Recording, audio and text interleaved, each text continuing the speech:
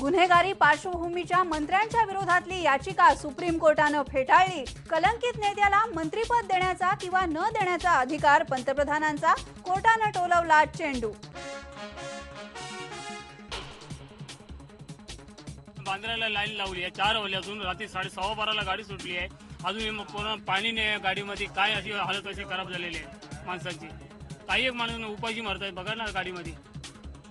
कोकण रेल्वेची सिग्नल यंत्रणा दुरुस्त झाल्यानंतर वाहतूक हळूहळू पूर्वपदावर। कोकण रेल्वेचं वेळापत्रक मात्र कोलमडलेलं। गणेशोत्सवासाठी कोकणात जाणाऱ्या चाकरमान्यांचे अतोनात हाल।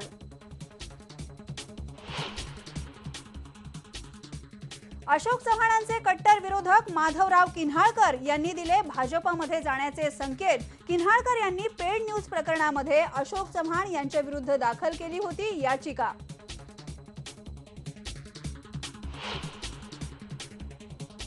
राष्ट्रवादीनं 288 जागांच्या मुलाखती घेतल्या नसल्याचं काँग्रेसनं केलं स्पष्ट। मुख्यमंत्री आणि शरद पवारांच्या चर्चेत राष्ट्रवादीनं काँग्रेसला दिला दिलासा।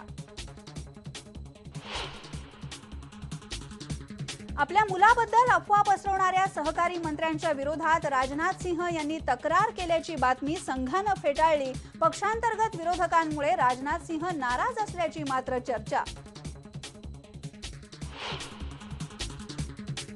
विरारमधून बेपत्ता झालेल्या 3 अल्पवयीन मुलांचे मृतदेह सापडले। वगड गुरुकुल आश्रमशाळेमागच्या नाल्यामध्ये सापडले मृतदेह।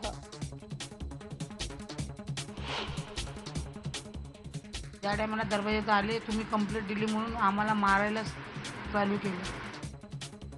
मुंबईमध्ये गणपतीची मूर्ती आणताना लावलेल्या डीजे वरून रहिवासी आणि मंडळाच्या कार्यकर्त्यांमध्ये जोरदार वाद, 2 जण जखमी।